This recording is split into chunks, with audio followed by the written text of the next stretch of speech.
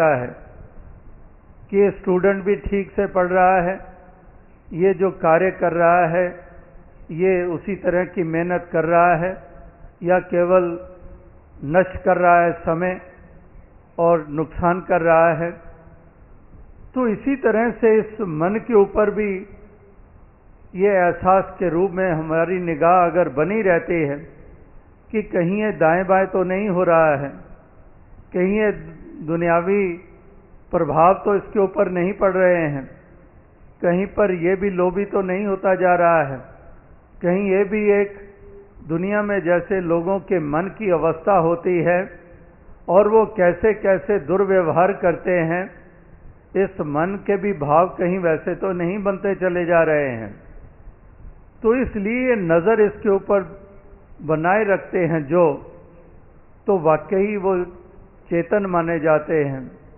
फिर उनका मन इनके साथ खिलवाड़ नहीं करता है, फिर उनका मन इनको पीछे की तरफ नहीं ले जाता है, फिर वो आगे ही आगे बढ़ते हैं। फिर वो हर कदम एक कदम जो धरते हैं वो भक्ति में और ज़्यादा प्रबल होते चले जाते हैं, वो नेकी में और मजबूत होते चले जाते हैं। तो वो ऐसा घोड़ा है जिसके ऊपर सवार हम मंजिल पे पहुंचते हैं, ना कि खाई में गिरे होते हैं, ना कि कहीं तालाब कीचड़ नाले में गिरे होते हैं। इस प्रकार से महापुरुष संत जनों की वाणी वो लगातार यही बात करती आ रही है, यही प्रेरणा देती आ रही है कि हमने अवश्य चेतन होना है, हमने सुचेत होना है, हमने इस मन में सेवा भाव भरने हैं, ना कि लोभ लालच से युक्त होकर दूसरे के हक को छीनने वाले भाव रखने। इस मन में सेवा में लगाना है, सेवा वाले भाव पैदा हों, परोपकार वाले भाव पैदा हों, वो जज्बे पैदा हो, उस तरफ ये मन कमज़ोर ना हो। जिस तरफ से इस मन को कमज़ोर होना है उस तरफ ये बेशक कमज़ोर रहे, उस तरफ ये कभी भी उत्साहित ना करे हमें, ये कमज़ोर उस तरफ बना रहे जहाँ हमारा नुकसान, जहाँ पर हमारे कदम नहीं जाने चाहिए, तो उस तरफ ये मन कमज़ोर ही सही, लेकिन उस तरफ इस मन का मजबूत होना बहुत ज़रूरी है। जिस तरफ परोपकार की बात हो, जिस तरफ सेवा सत्संग की बात हो, जिस तरफ कल्याण की बात हो, उस तरफ तो ये मन मजबूत ही चाहिए। और ये मन मजबूत रहेगा, उत्साह बने रहेंगे और फिर हमारे कर्म भी उसी अनुसार होते चले जाएंगे, हमारे योगदान भी उसी अनुसार होते चले जाएंगे जो अपने लिए और औरों के लिए कल्याणकारी हैं। तो आओ साथ संगत, यही अरदास, यही प्रार्थना कि दातार ऐसी कृपा करे कि ये जो कार्य है ये हर प्रकार से ये सफल होता चला जाए, क्योंकि जो कार्य इस मन की जब बात आ जाती है तो इतना सरल नहीं है, क्योंकि मन जीते जग जीत कि इतना बड़ा दर्जा दिया है कि सारे जगत के ऊपर अगर विजय हासिल करनी है तो उसमें कोई हथियार नहीं काम आएंगे, कोई और दौलतों के अंबार काम नहीं आएंगे। सीधा सा नुस्खा बता दिया, एक नुस्खा ऐसा बता दिया कि जगत को जीतना है तो अपने मन को जीत लो, तो मन जीते जग जीत। इस मन को अगर जीत लिया तो तुमने फतेह हासिल कर ली। अगर मन को ही नहीं जीता तो फिर तुम विफल ही रहे।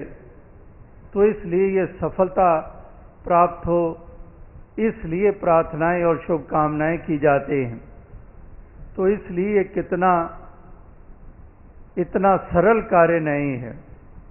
अगर इतना सरल कार्य होता तो फिर ये मन भी हमें उसी तरह से रेल की पटड़ी की तरह चलाते चले जाता। जैसे सड़क से हम चलते हैं, बस है, गाड़ी है, ट्रैक्टर है, उसको तो कभी हम दाएं घुमा लें, कभी बाएं घुमा लें, लेकिन रेल की पटड़ी के ऊपर पहिए आए उसने तो फिर वो दाएं बाएं नहीं, उसको तो सीधा ही चलना है, उस पटड़ी पे ही चलना है। इसी तरह से अगर वाकई ही मन उस लिहाज से सरलता से काबू आ जाए तो फिर तो वो रेल की पटरी की तरह उधर ही ले जाता चला जाए। लेकिन ये मन के ऊपर विजय हासिल करना ये सरल कार्य नहीं। लेकिन ये भी एक पहलू होता है कि अगर ये बात कह दी जाए या सोच ली जाए ये कठिन है, ये सोचकर ही उस काम को छोड़ दिया जाता है। अगर एक काम कठिन है, कोई कह दे ये मुश्किल है, ये कठिन है, तो अक्सर उसका ये असर होता है कि कठिन शब्द सुनते ही हमारे कदम रुक जाते हैं। है ही कठिन, मुश्किल काम है, ये तो फिर मैं तो ना कर पाऊंगा, तो वहां पर कदम रुक जाते हैं केवल यही सुनते ही कि कठिन है। लेकिन महापुरुष संत जन ये भी साथ साथ पहलू सामने रखते आए हैं कि ये कठिन काम ही जो अचीव कर लेता है वही तो सबसे ज्यादा महत्वपूर्ण होता है।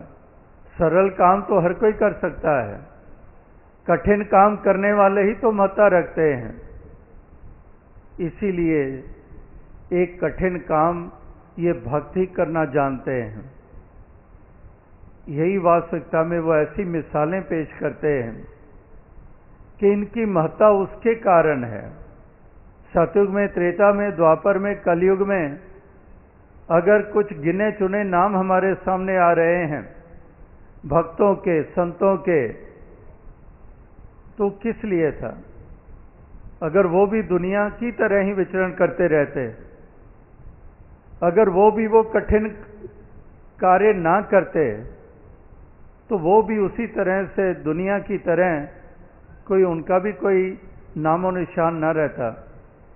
लेकिन उनकी महत्ता इसलिए युगों युगों से बनी क्योंकि उन्होंने इस प्रकार से वो मजबूती, इस प्रकार से वो उजाला, इस प्रकार से वो निखरा हुआ जीवन पेश किया है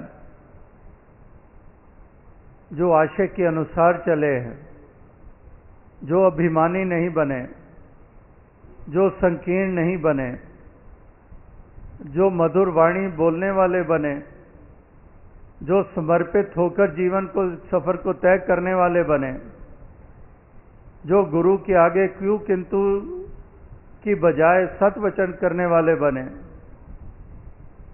उनकी महत्ता आज, उनका नाम आज सुनहरी अक्षरों में लिखा हुआ है। वही हैं जो रोशन मीनार की तरह चमकते हैं।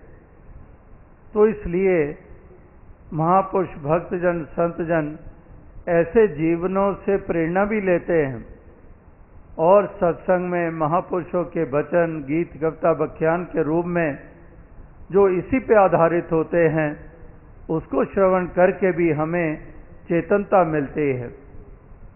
उसमें हम चेतन हो जाते हैं, बाहोश हो जाते हैं, संभल जाते हैं, क्योंकि वो वचन शब्द जब सुनते हैं वो आईने का रूप बन जाता है।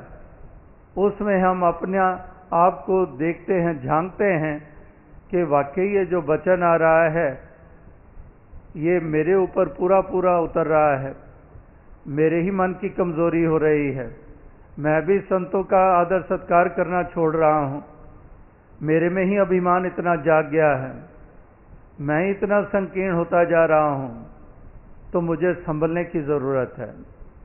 तो इस तरह से महापुरुषों के वचन ये हमें, हमारे लिए आईने का रूप भी बन जाते हैं, प्रेरणा का रूप भी बन जाते हैं, मजबूती देने का भी रूप बन जाते हैं, नुकसान से हमें कदमों को रोकने वाले बन जाते हैं। तो इसलिए सत्संग का प्रताप माना गया है, संतों का संग का प्रताप माना गया है। इसीलिए ये संग भी बने रहें और इससे हम लाभान्वित भी हम होते रहें। ऐसे ही जीवन के सफ़र को हम तय करते चले जाएं। यही शिक्षाएं लगातार मिलती चली आ रही हैं। तो इस तरह से एक अंधकार दूर करने के लिए एक शिक्षा प्रदान करने के लिए। और जो शिक्षक होते हैं वो भी तप त्याग के बगैर शिक्षा नहीं दे सकते हैं। कितने कितने ऐसे मरहलों में से गुजरना पड़ता है। कई बार सोचते हैं कि कितना अपने आप को संभालना पड़ता है और फिर जाकर कहीं पर वो बच्चों को शिक्षा दे पाते हैं। इस तरह से शिक्षाएं केवल एकेडमिक नहीं है, कितने कितने रूपों में ये एक शिक्षा दी जाती है, ये एजुकेशन दी जाती है, ताकि ये भ्रम मिटे, अंधकार मिटे, हमारे जीवन को रूप सुंदर मिले। तो ये भी एक एजुकेट करना, एजुकेशन ये प्रदान करनी, और फिर स्टूडेंट्स भी उसकी तरफ संजीदगी से ध्यान देते हैं, जो वो भी फिर एजुकेशन को हासिल करते हैं, वो भी पर्टिकुलर सब्जेक्ट के प्रति अवेयर हो जाते हैं। इसी तरह से जहाँ पर अनेकों रूपों में ये शिक्षा का पहलू सामने आता है, वहाँ पर सर्वपल्ली राधा कृष्ण जी की वो पंक्ति भी दास कई दफ़ा दोहराता है, जो उन्होंने कही थी कि we often talk in terms of this republic and that republic, I am eager to see that day when I can see the great republic of Mankind.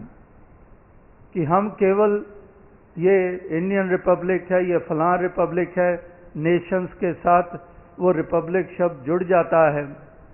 तो उन्होंने इस कदर भी ये बात कही कि we often talk in terms of this republic and that republic.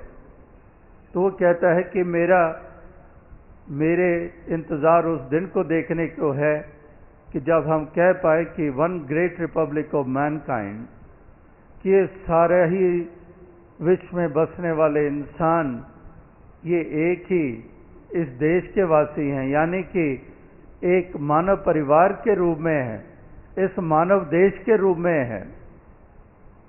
तो ह्यूमैनिटी, मैनकाइंड, उस इंसानियत और मानवता में आके स्थित हो जाए ये सारा संसार।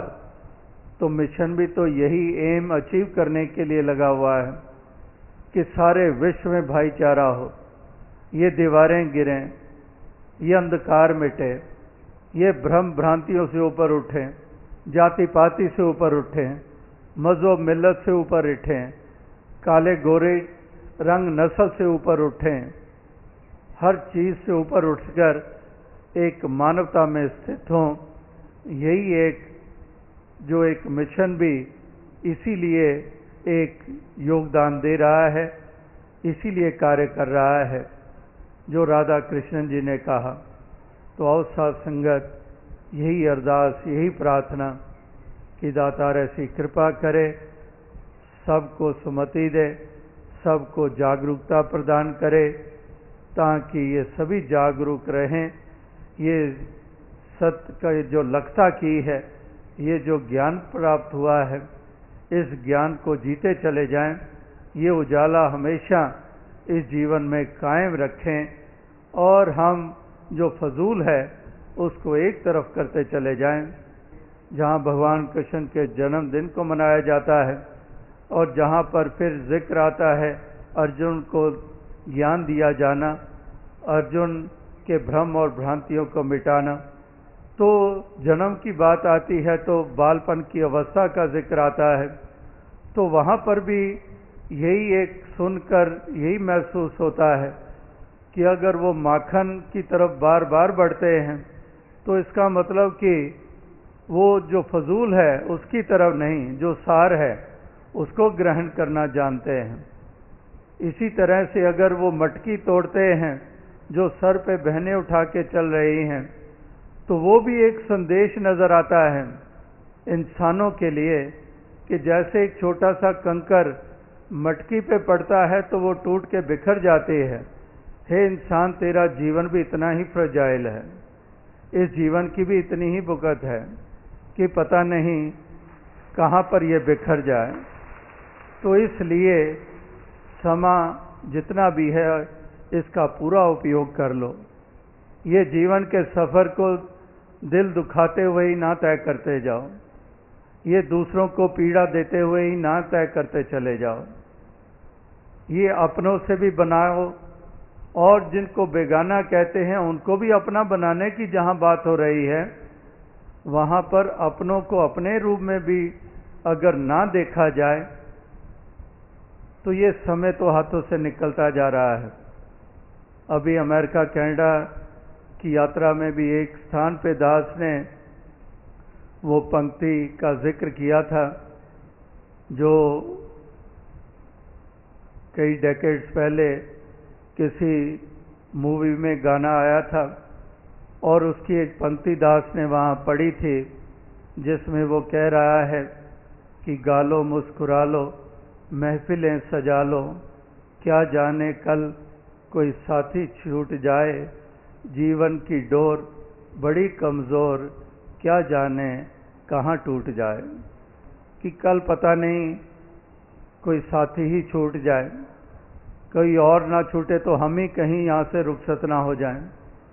तो इसलिए जीवन की डोर बड़ी कमज़ोर, कि ये बहुत कमज़ोर सी डोर है, इसलिए इस जीवन को पूरी तरह से जी लिया जाए, प्यार करते हुए, सत्कार करते हुए, मिलवर्तन को बढ़ाते हुए, एक मधुर संबंधों को मजबूत करते हुए आगे से आगे बढ़ते चले जाए। साथ संगत जी, धन्य।